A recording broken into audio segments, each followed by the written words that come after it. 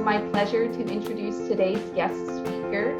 She is the Program Officer for the National Endowment for Humanities, Dr. Meaghan Brown.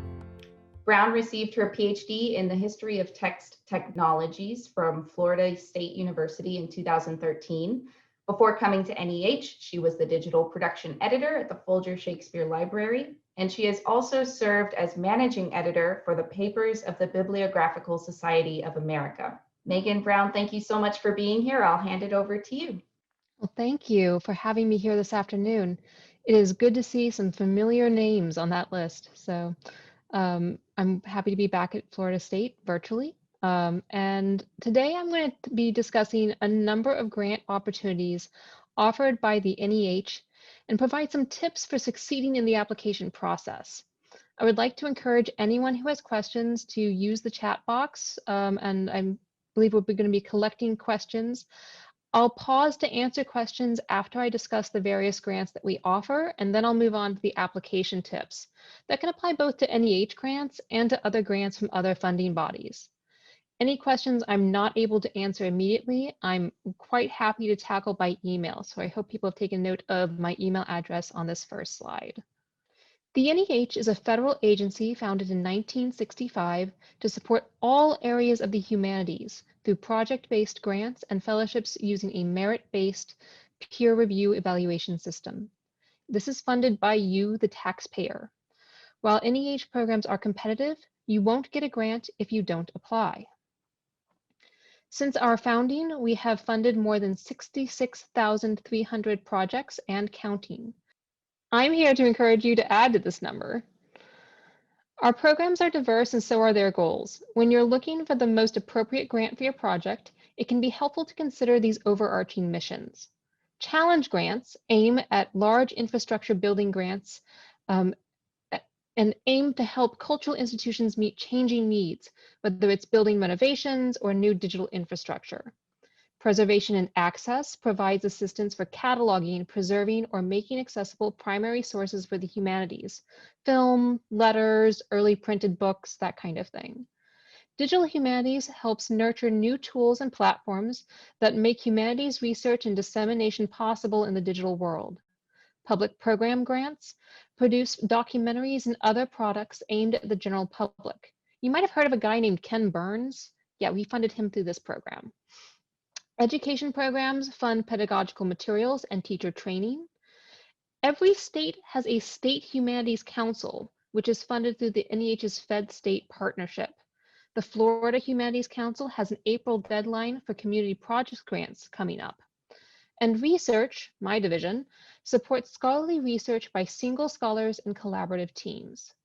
Today, I want to talk to you about a selection of these grants from research, digital humanities, preservation and access, but do feel free to ask me questions about any of them if there is something that you would like to know more about. One of the main differences between the divisions is the audience served by the funded project. So when you're considering which division to go look to for funding, consider who you are targeting. If you're aiming at a K-12 or college level student body, that would be education. Do you want to reach a wide public audience with a new museum program? That would be public programs. Are you aiming to produce a scholarly monograph? That would be us, research. So I'm a program officer in the research programs division. We are one of the largest divisions of the NEH and one of the few government funding bodies that funds individuals.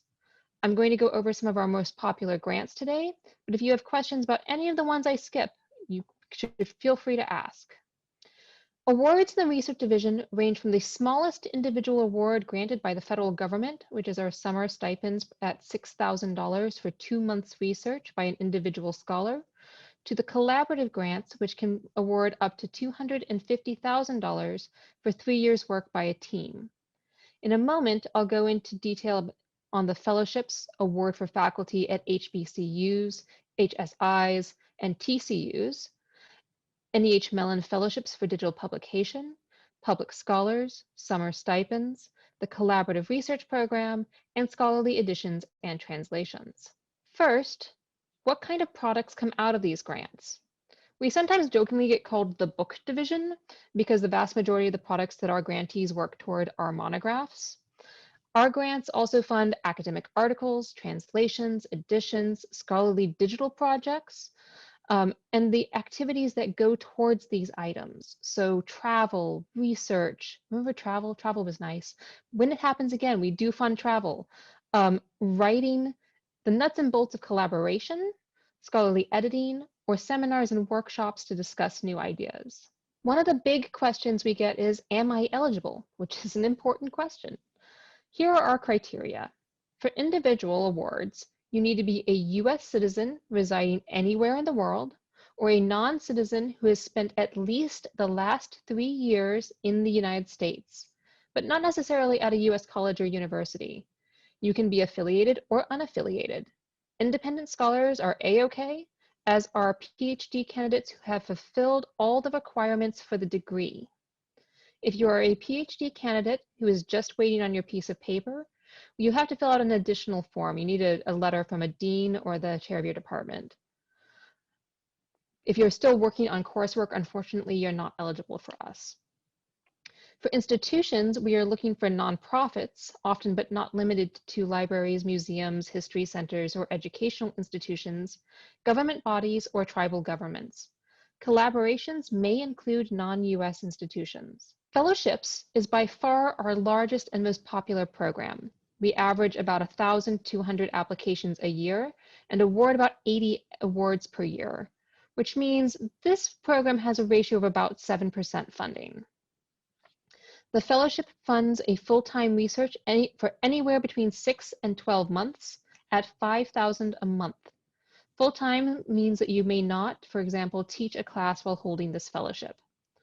There are restrictions on the kind of projects you can do.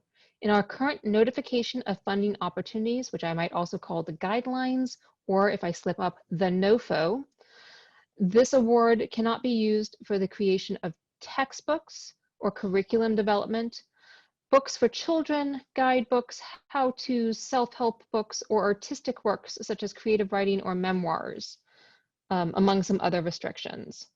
Every notification of funding opportunities has a similar list of not fundable activities, and they vary. So we're going to recommend that you check each program's documents carefully. Because this program is so popular, unfortunately, we cannot read drafts in advance of the deadline. This deadline coming up is going to be April 14th. If you teach at a historically Black college or university, such as FAMU, a Hispanic serving institution, or a tribal college or university, you have the option of our Awards for Faculty program.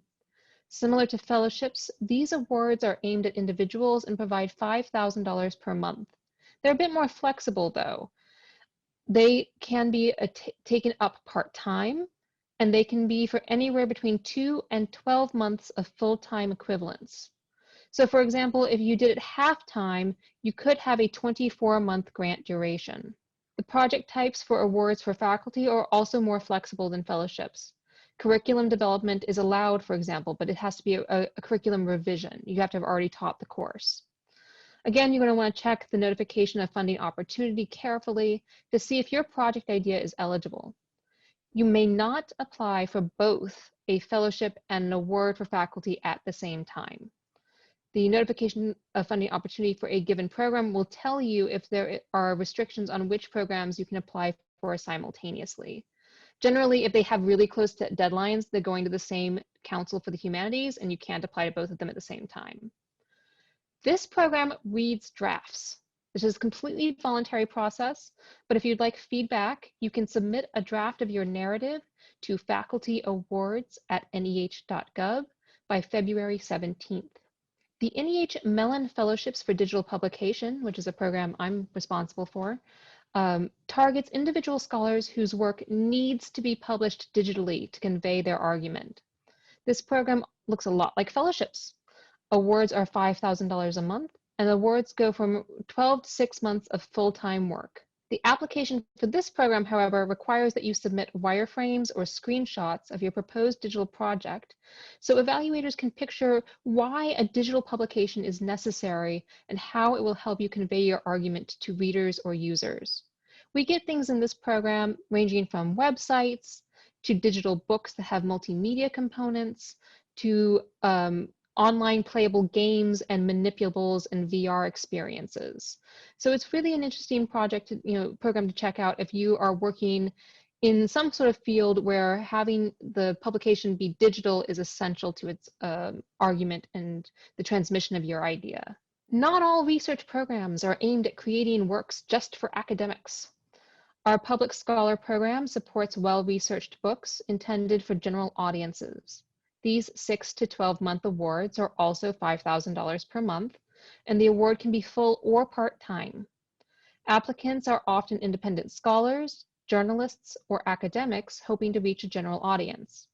We ask that applicants for this grant opportunity have a demonstrated record of writing for the general public. And that can mean 3 articles for a general audience or a book publication, including an academic book. We just want to see that you've been able to go through the publication process. The deadline for this one is in December. As I mentioned earlier, summer stipends are our smallest award. Indeed, I believe that they are, in fact, the smallest award given out by the federal government. They're $6,000 for 2 months of research. Scholars often propose smaller units of writing for these awards, such as a book chapter or 2, or an article for a scholarly press that might then lead to a larger project. Compared to other awards, applicants often come to summer stipends really early in a project's life cycle. There is a caveat on this one that only 2 faculty may apply per institution. And that's not department, that's for the institution. So you really need to talk to your grants office if you think you might want to apply for this one. Often there's some sort of institutional competition to decide who applies. You will need the sign off of your grants office. If you are unaffiliated with an institution, for instance, if you're adjuncting, this rule does not apply to you. Some research just can't be done by one researcher alone. For the times when you need a team, there's the collaborative research program. Collaborative projects must involve 2 or more scholars. They can be from the same institution or from different institutions. We have a couple changes in this program in our current grant cycle. So if you've applied before, we really want you to look at the recommendations and the guidelines every year because they do change.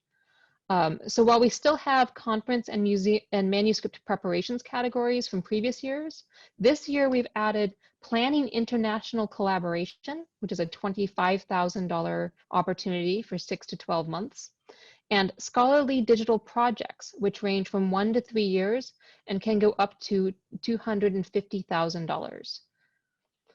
This grant opportunity reads drafts, and the draft read often occurs in either September or October, while the deadline is in December. Scholarly editions and translations is for a team collaborating on a critical edition of materials not available otherwise to scholars. Like collaborative research, grants for these projects can be up to 3 years and can be renewed through reapplication. We've had some that have been renewed many times.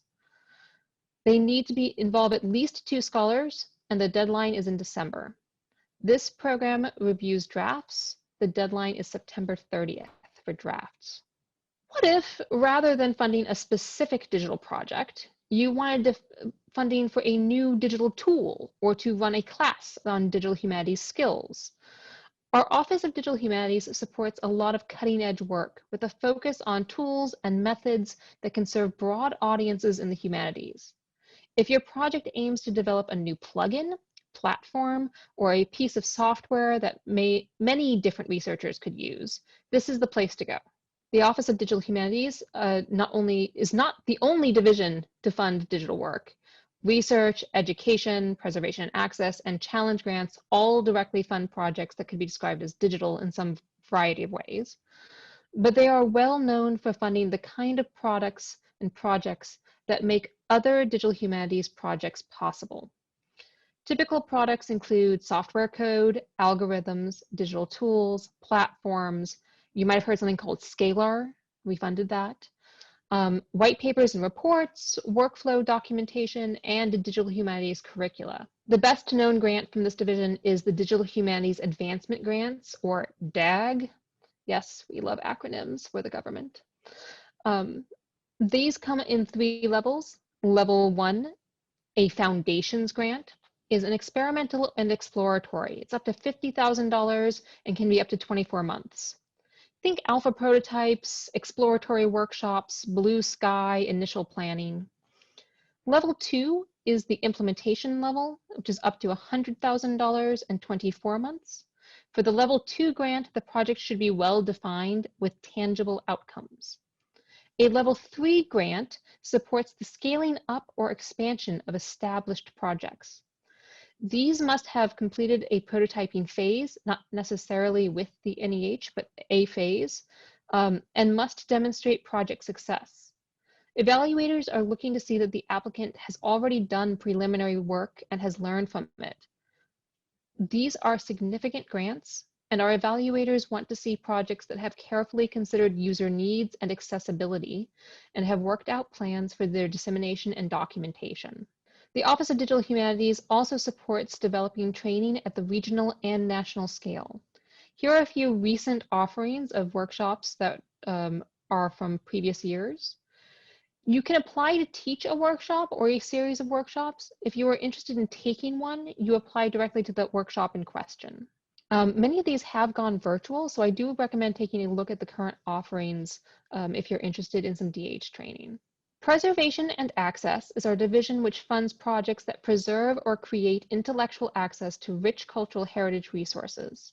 Projects funded by this division serve scholarly, student, and general audiences. Types of projects funded by Preservation and Access include increasing access to intellectual control for collections through cataloging, arranging, and describing. Things like library collections, museum artifacts, archival records. Extending the life of collections through conservation treatment, reformatting, and rehousing. Digitizing collections, including historical United States newspapers.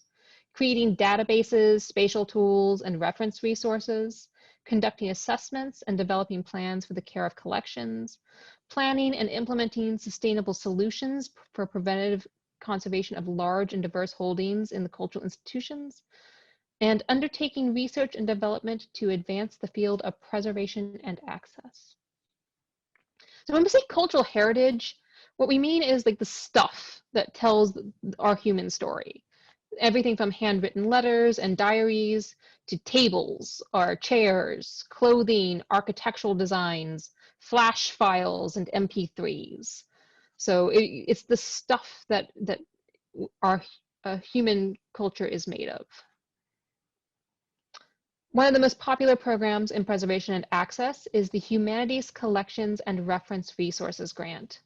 If your goal is to provide access to primary source documents without the extensive scholarly apparatus required by our editions program and research, this is the one for you. It comes in 2 levels. Foundations grants are $50,000 and can go for up to 2 years. Implementation level grants are up to $350,000 and up to 3 years. And this is the point where I'm going to pause and see if we have questions about the whirlwind of grants I just went through before I move on to application tips. And if you wanted to ask me about the project on the screen, I was the project manager for that one back in my last life, so I can answer about that too. It looks like we have a couple questions. Sonia asked if you could use the summer stipend to finish a book. Absolutely. We have people who are at the very last stages in revising for the summer stipend. I know we recommended one this round who is literally, they have the recommendations back from their editor and they need to revise a chapter and add some additional material, and that's what they're going to do for 2 months. We do say that if you're at the very end of your research experience, you need to have your revision instructions from your editor in hand. What we don't want to see is that you're waiting on editorial feedback and it doesn't come during the time that you're allotted for the fellowship, for the stipend. So we don't want your stipend to be dependent on work by someone else, if that makes sense. I wanted to jump in about the stipend before we get to other questions and mention that, yes, as Meaghan was saying, it is a limited submission. And when we have limited submission opportunities, they actually come to our office and we have a pre-proposal process. So I will put the link to that database in the chat. Are there restrictions to grants regarding projects in Cuba? The primary investigator for all of our grants needs to be an American. or someone living in America for the 3 years prior to the application of the grant. And that does mean in America. So if someone is resident in Cuba, if they are an American citizen, then yes, that is acceptable.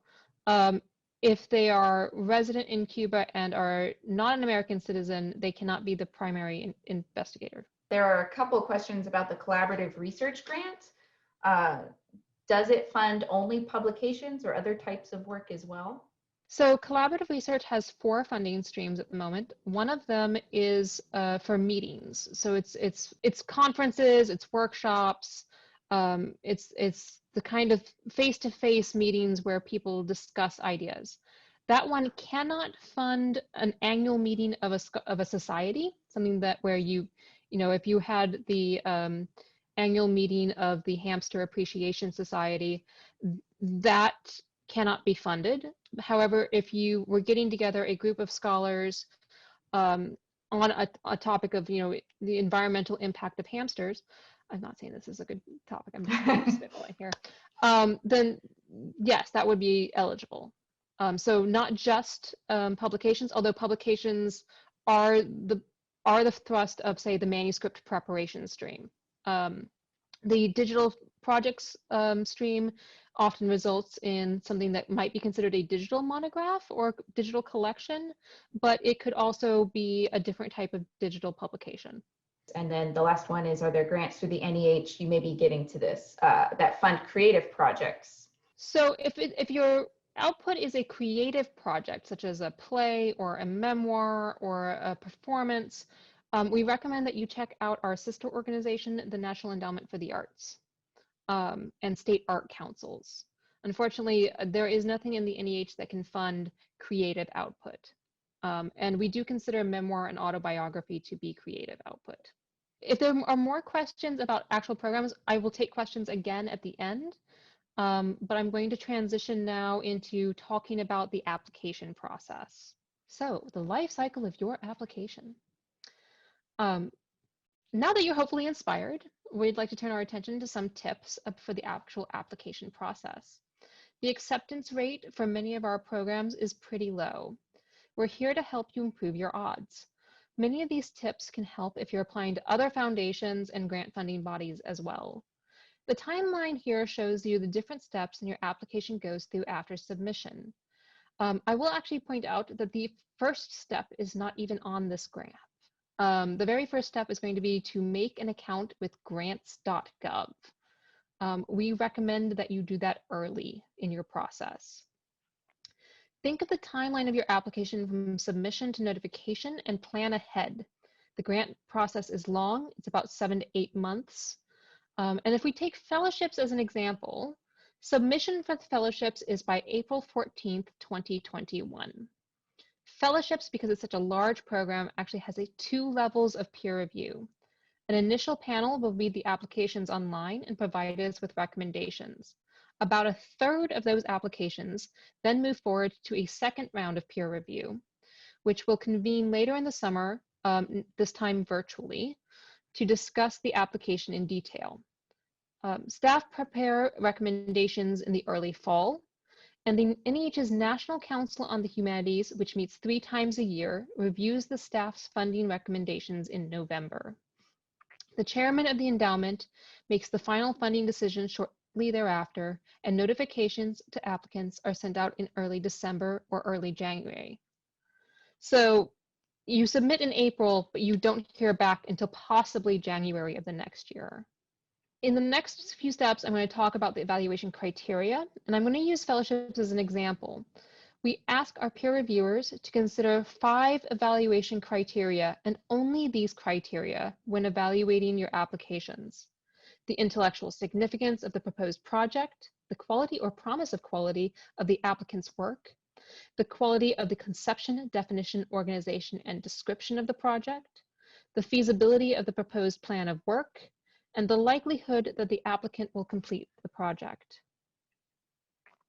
Panelists provide both a rating and written comments. You may request your comments, which often include helpful tips for revision or recommendations for the project going forward if funded. This does come out to a 5-point scale rating. In this case, excellent is often a superlative. This project is fantastic. Very good means that there are some things that are maybe not the best examples of practice, the best use of bibliography. Maybe there's something that's a slight question about the feasibility of the project. Good means it's fundable, but it's not rising to the standard that we tend to see elsewhere. Good often is some significant questions about one of the criteria.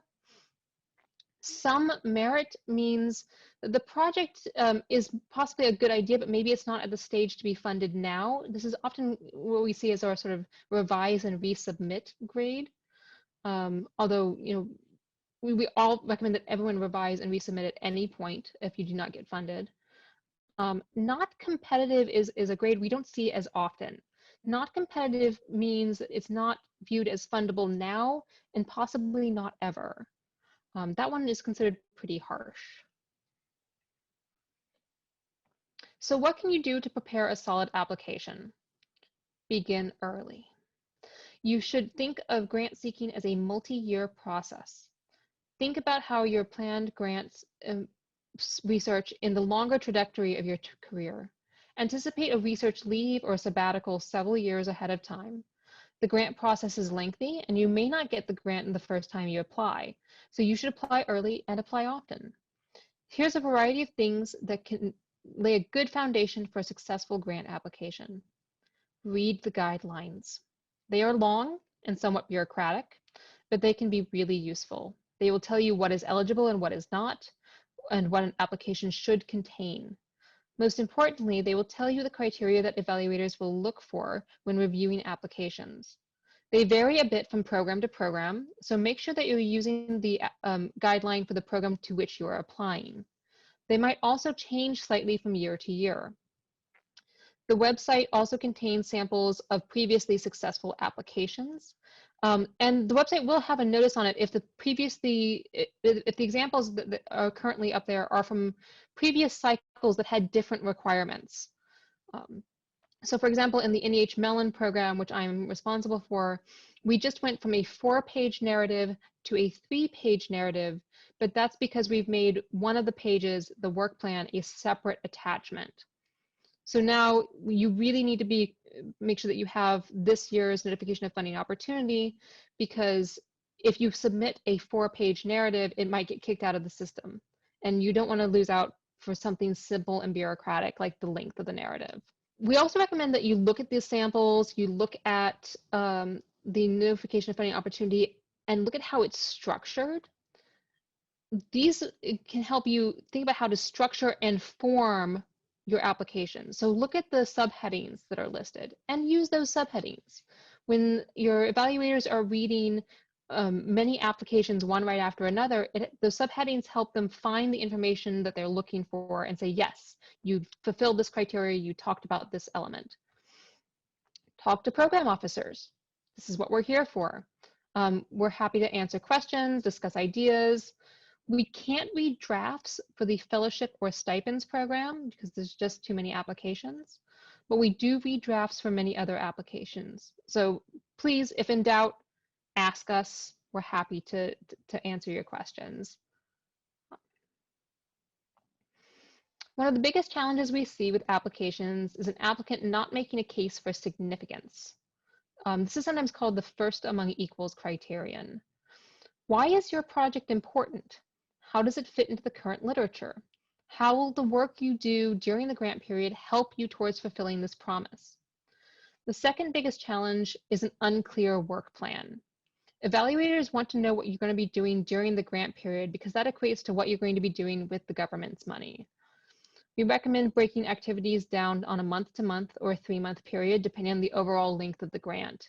So if you're looking at one of the grants that has a maximum of a year, think about it in month-by-month activities. Providing clear and concrete activities is important. I will write the book is vague, while I will research X chapter at Y archive using A, B, and C collections is much more specific. every panel will have a generalist on it. For some programs like Summer Stipends, the proportion of generalists is higher. It's because we get so many applications and they end up in larger groups. Your application needs to be legible to scholars outside your field. You should avoid specialist terms if at all possible and explain them if not. We highly recommend having a colleague who is outside your field, even outside your department, read your application and let you know what parts are unclear. Identify places where an evaluator might raise a concern and preemptively address it. For example, if you are proposing work in a difficult to access archive, have you already reached out to that institution? Have you worked there before? Be sure that you address the criteria. We highly recommend following the headers laid out in the notification of funding opportunity so that your evaluators can see, yes, this is where she explains her methods and access to the archives, or here's how he will disseminate the work after the grant period. Use concrete examples and be specific. You don't need to worry about a budget for our individual awards, such as fellowships, awards for faculty, or summer stipends. These awards have set amounts per month. For larger collaborative awards, however, the budget can be very important. We recommend looking at sample budgets in the program website and talking to your research office early. Know what is and is not allowed. One aspect that surprises many first-time grant writers is overhead. Your institution may require a far larger figure for overhead than you're expecting. Overhead must be included in the total grant budget figure. So when we say that, for example, a level 3 Digital Humanities advancement grant can go as high as $325,000, that's including institutional overhead at your negotiated rate. Draft early, draft often, and get feedback. We do read drafts for many applications and highly recommend getting feedback from readers outside your discipline. Check your bibliography for both recent works and important foundational works. I've seen applications get dinged for having dated bibliographies, particularly when it suggests that a project has been dormant for some time. Double check that you have included all required parts to the application, that they are the correct length, and that they are formatted correctly, which means PDFs. If you submit something other than a PDF to grants.gov, it will reject it, and there will be sadness. Missing significant parts of an application can result in your application being ruled ineligible. Proofread. While a typo or two is not the end of the world, and we've all been there and we've all done it, a number of typos causes evaluators to scrutinize other parts of your application with skepticism. Discuss your project with your letter writers. When a letter writer speaks effusively about your previous book, but not about the new project, evaluators often wonder if they're speaking to the power of the new idea. It's best to give your letter writers a sample, a prospectus, whatever you have at the moment so that they can speak in detail about the new project.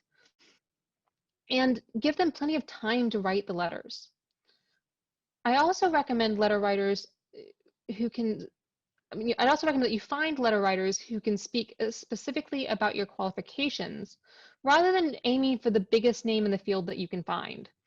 While a hot shot in the field might get attention, they are often asked to write many letters, and unless they can speak to your project with specificity and verve, you're better off with someone who can do that. After the awards are announced, whether you are awarded or not, we recommend getting in touch and requesting your reviewers' comments. Either way, they often contain valuable feedback that can improve the project. We often see projects resubmitted that have benefited greatly from the advice given in previous funding rounds, and sometimes these are funded on the second or third tries. Apply early, and I've said it before, but apply often.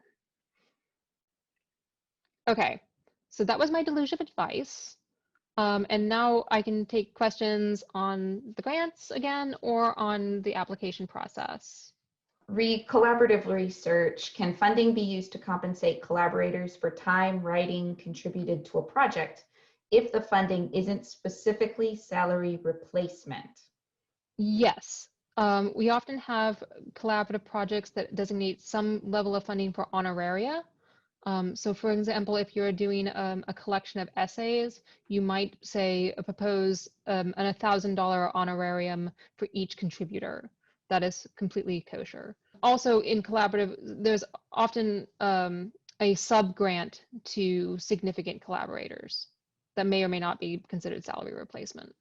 Are there any tips you may have for the kind of letter writers one should look for an early career scholar?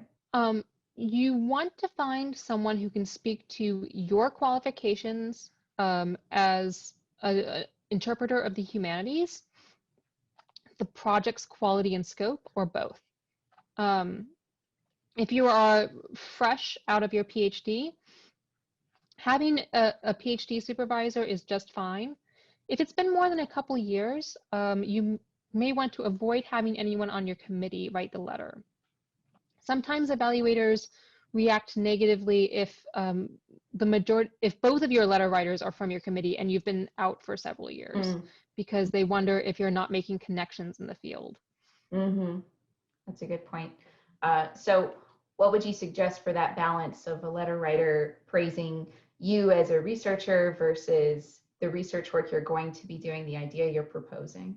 Ideally, the focus should be on the project. And if it's great to have someone who can talk about the great success of your previous book. You may also just want to make sure that you give that person a summary of the next project, a prospectus, a book chapter, something to give them a basis for talking about what you're doing that you're asking funding for. Oh, and here's someone from computer science who's looking to collaborate in the humanities. Do you recommend that your PIs have a background in humanities? You do not have to have a background in the humanities to apply to the NEH. You can definitely apply as a computer scientist. It just needs to be clear that you're speaking to the humanities interpretive aspects of the project. We do see a problem occasionally in the NEH Mellon fellowships and some of the other digital ones, where occasionally the technological aspect overpowers the humanities aspect. And so we want to be clear that when you're applying to the NEH Mellon fellowships, for example, you are emphasizing the humanities impact of your project.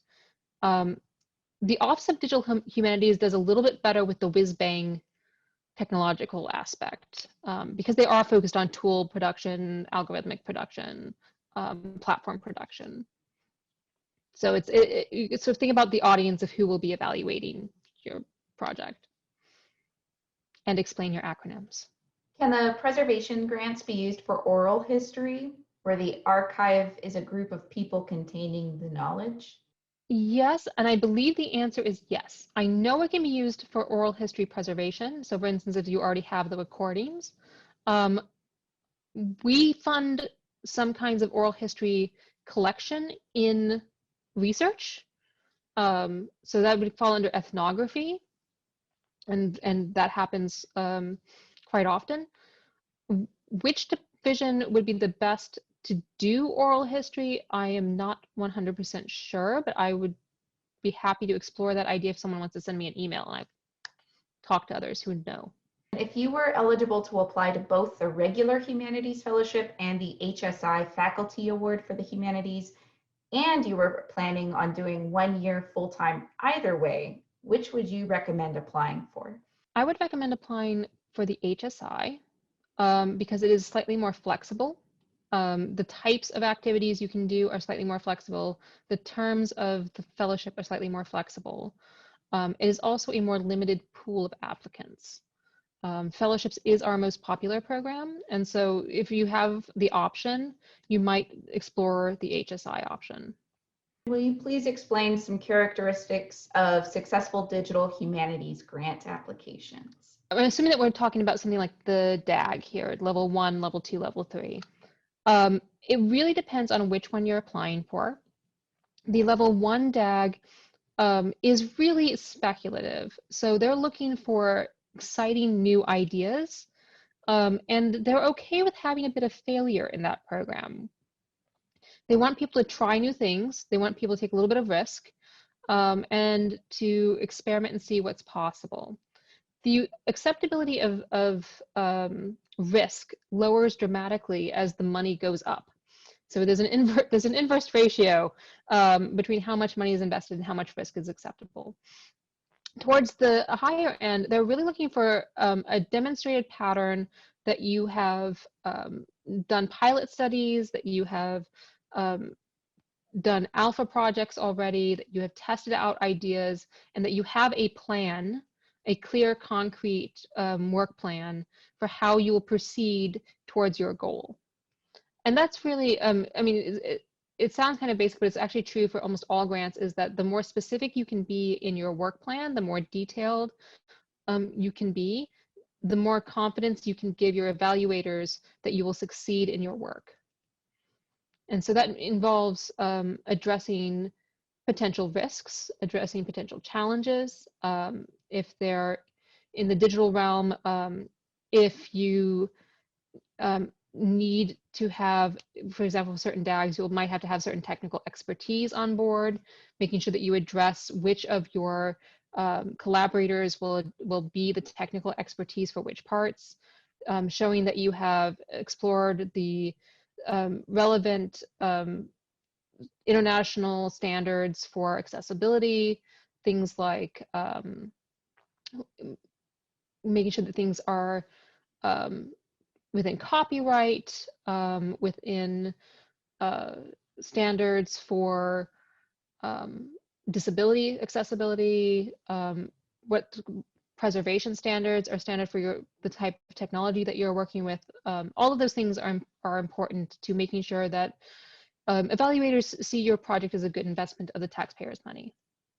This is good. How do you balance writing jargon versus writing in such a way that people know that you do know what you're talking about and you are an expert in your field? Think about having someone who is on a committee with you in your faculty department cold read your application, and how many words will they have to look up by the end of it? This is, I mean, we're not talking about necessarily someone who's completely not familiar with your field. But if you're really deep into, if there's a word you would have to explain to a faculty colleague, you should explain it in your application.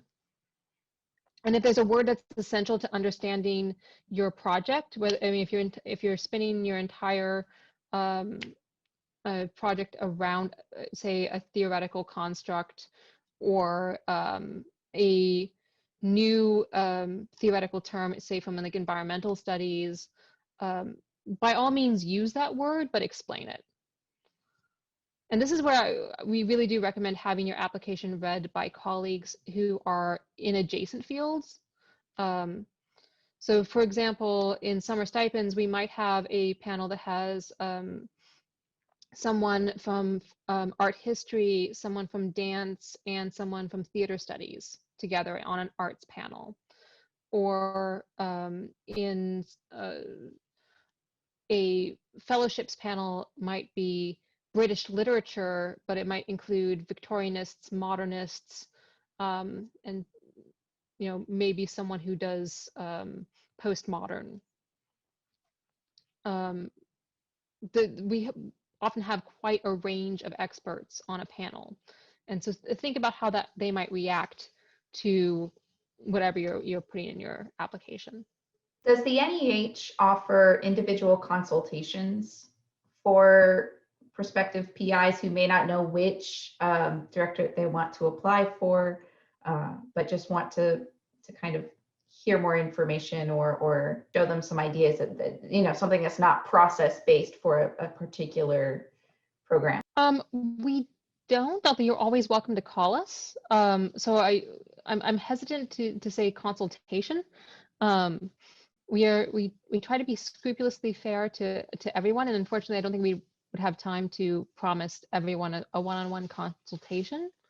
But I'm going to say that you should definitely email us, and we can either send you resources depending on what your question is, or you can give us a call and we can chat on the phone.